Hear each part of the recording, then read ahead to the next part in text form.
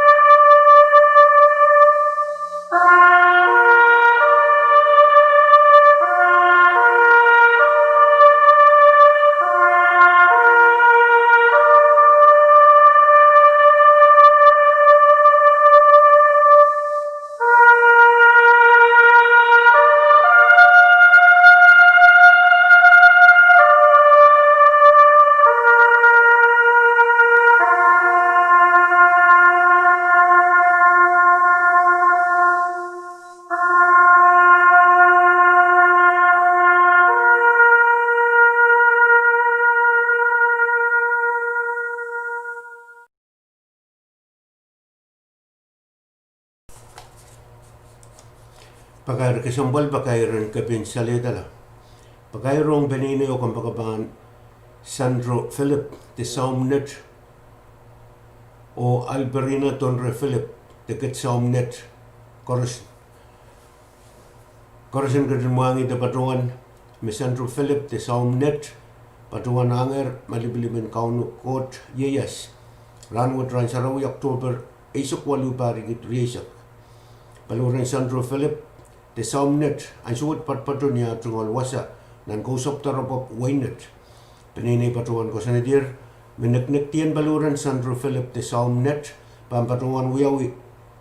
Lakap niya Oktober isak tuwa barigit riyasak niya tungol wasa nan kusop tarapop wainet. Kulokan sirdi ba mapasan mawan paluar.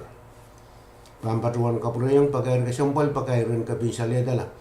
Pagkairong peninay o kang pagkabangan Sandro Philip de Saumnet o Alberina Tonre Philip de Ket Saumnet korus nan wen Bombay. Korusin gadin muangi de patuan me Sandro Philip de Saumnet patuan anger malibilipin kaunuk kot yeyas ni mensangan ranwat ran sarawi Oktober isak walu parigit riyasak. Paluran Sandro Philip de Saumnet ang suwat patpatun niya tungol wasa nan kausap tarapop wainet.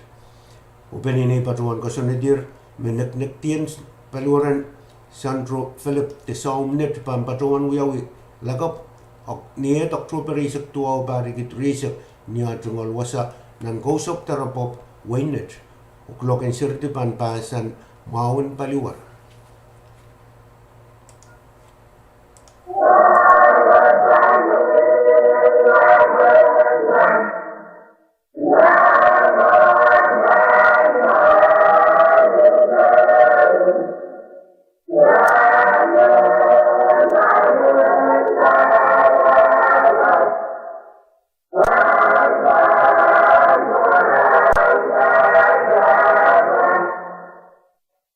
Yeah.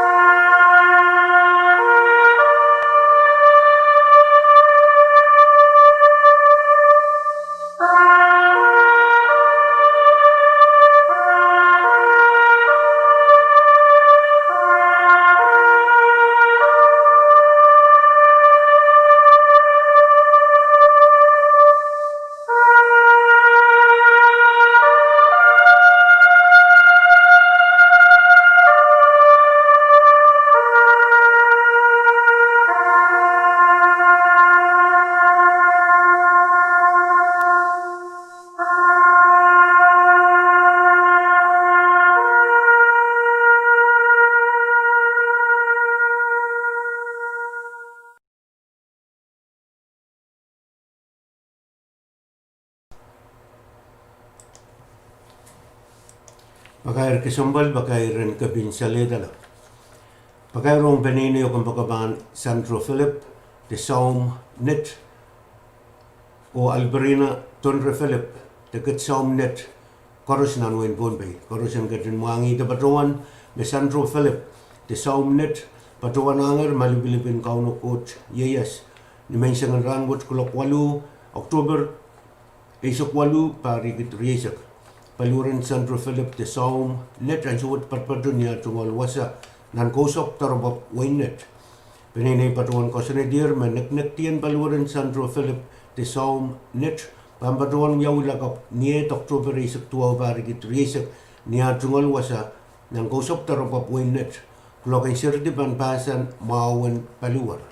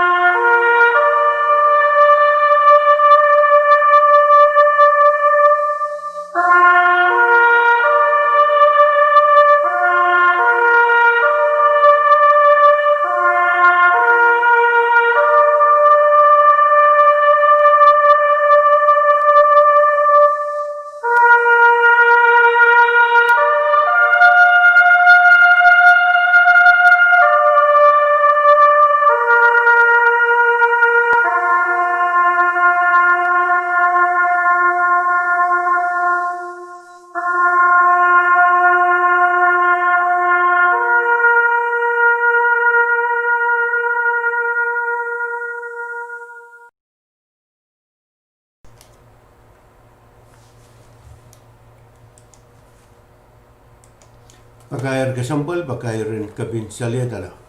Pakairong penini o kampakaban Sandro Philip de Saum Net o Alberina Tonre Philip de kat Saum Net. Korus nanwin Bombay, korus en katin wangi de patuan. Me Sandro Philip de Saum Net, patuan anger malibilipin kauno kotiyas. Lok walu na may sangan rangot ransarawi Oktober isok walu pari gitu resak. Paluran Sandro Philip de Saum Net ang suwat patpatro niya tungal wasa nan kusok taropop wainet. Penini patuan kosenedir meneknek tien paluran Sandro Philip de Saum Net pampatuan uyaw lakap. Niet Oktober isak tuaw pari gitu resak niya tungal wasa nan kusok taropop wainet. Kulokin sirdi panpasan maawan baluar. Rani bangam masang ay dadak nin sambahe kamal diren ay sondar Roi banjuang kambak paigan karusiya o kasayang ay sangkamar Mundi Rudantini ay banalo ikang kasayang ay sondar Roi pilutan banjuang tidero wala Riban kasayang ay panay Kamensok mawen kamasay yoga bay can nương mẹ rin ban tu hong ai son ta rồi con ngao tan mây tơ nhân do ai tan son ta rồi rin ban có soi yang ai can ai ngam mon đi yoga te ni ai ban an lui kam có soi yang ai son ta rồi pilutan ban chuang pi rero qua la quy ban có soi yang ai con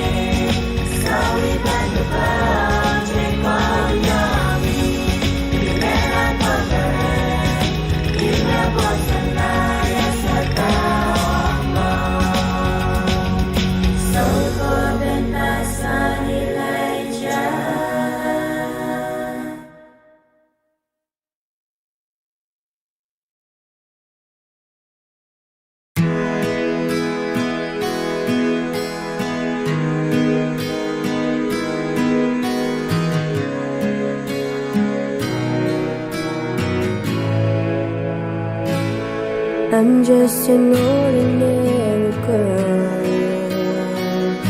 living a simple life. Before today, all I was to become was just an ordinary wife. I'm just an ordinary man. I wanted a wife, a child, a life, and all the simple things.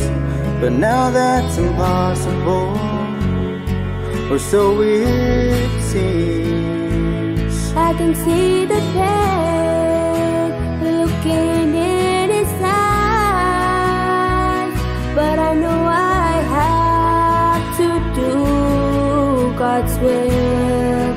This life I now live may be filled with strife. Though I haven't seen my son, he's forever in my life.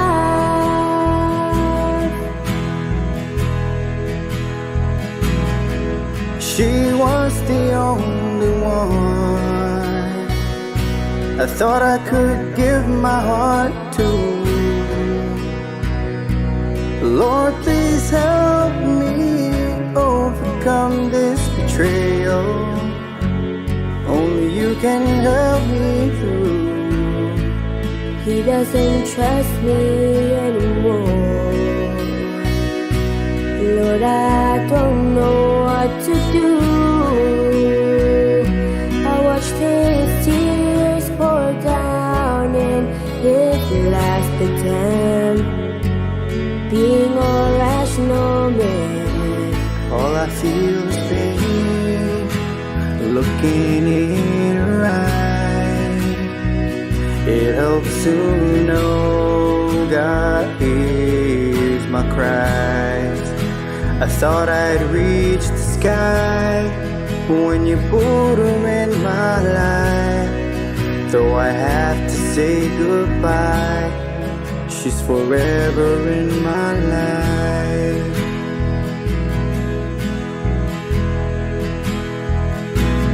Have you seen my face? It can run and it can hide. Jesus, mend this breaking heart of mine that keeps our love alive. Though all I feel is pain, in the midst you are there. So I don't know why you choose to stay.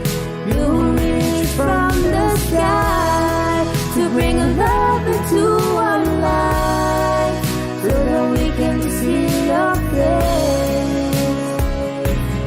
and forever.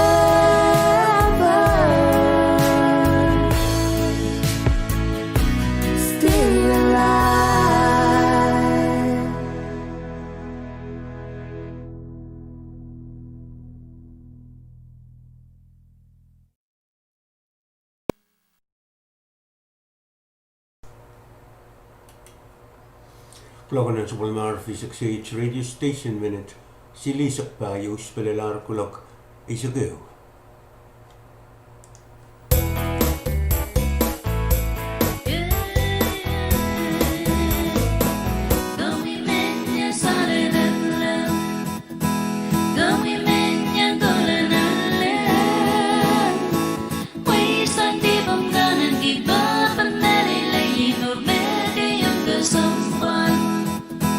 Kami menanti bersuju, wasa pacu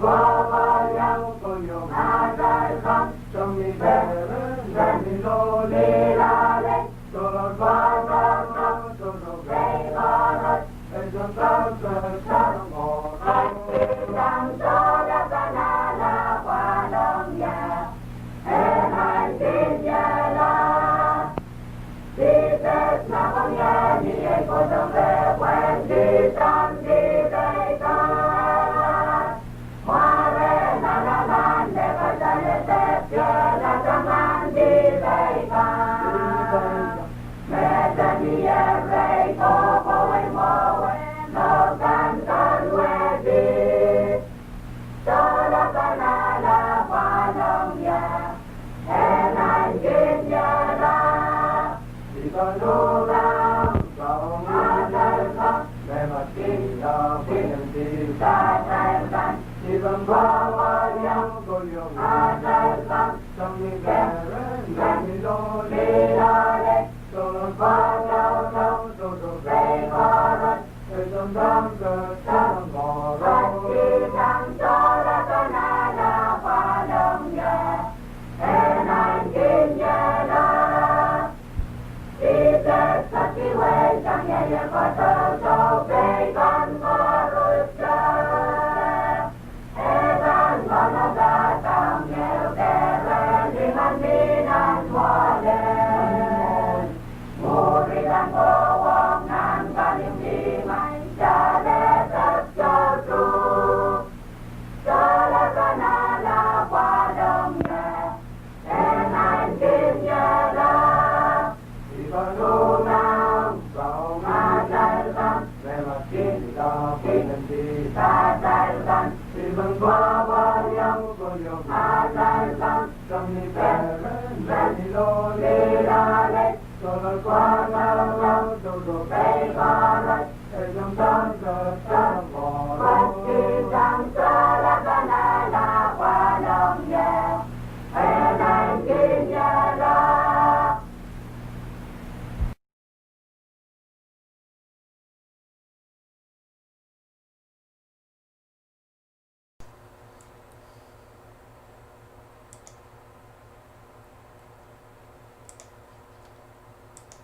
Mai cuộc trai cái rừng cập của bài được số mar physics age radio elengan pon pe minute le mai se keu spelar ko loki se keu na số mar physics age radio station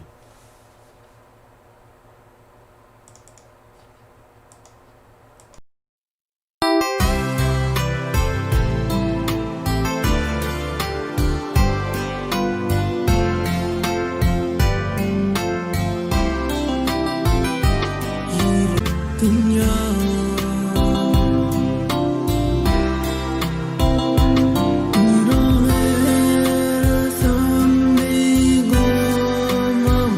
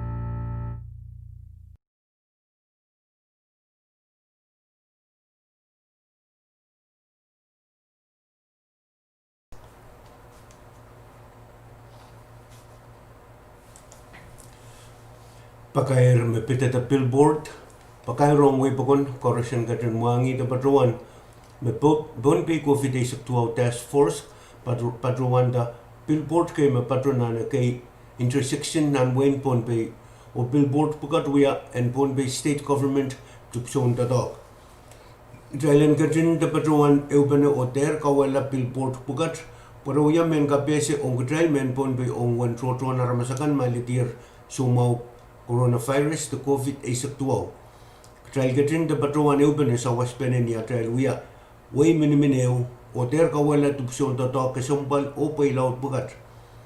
Mamia me kadirak da me kawala tupson to bugat e banale kalokuben in tuan ruwasen kosenet kalangan en kupur koros.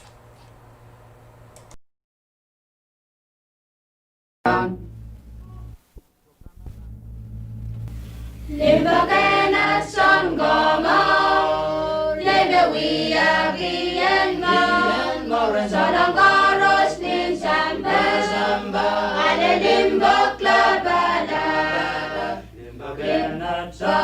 Sangoma Yedim bagi mana Jenasa Nazan masa niyong Niyong Yang Limbag may soa Sosa Tibegana Matkila Polokuan Golqueri Hoya Kosa Yatlim Limbag Sangoma Kasa Leong Yang Sotra Painan Limbag Tawiyaki sa Gisma Pitalen ka sa Sale Limbagan kon Jesus Christ Limbagan at Sangoma Yedim bagi mana Jenasa Nazan masa niyong Yang Limbag may soa Soasa Tibegana Matkila Polokuan Golqueri Hoya Kosa Yatlim Limbag Sangoma Kasa Leong Yang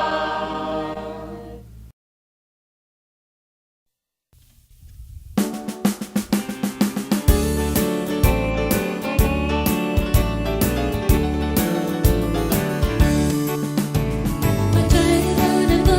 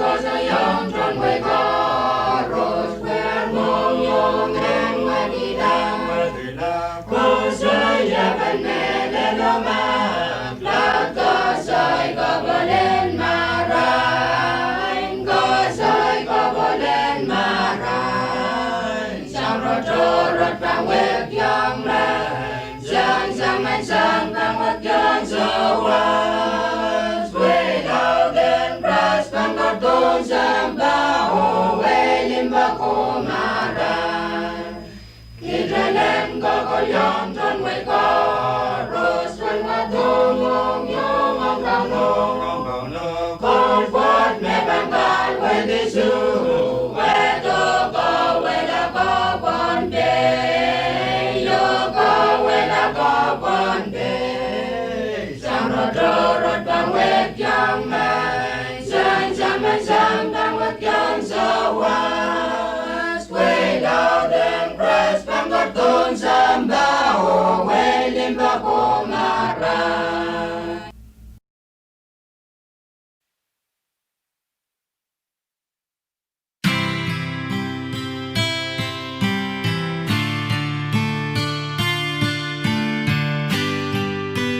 Rawe chiba inogiyo menim mele ibangin bago so see you and so apa ran goro Jail bana oh sawasbana Bwesamba wech Dirkilagawan Achalimbak Imbajabak Gogolajan May nasonda Gong sawasangi Kawikingi Sawan mawilinda Oh wilinda Mebacabach Niluwo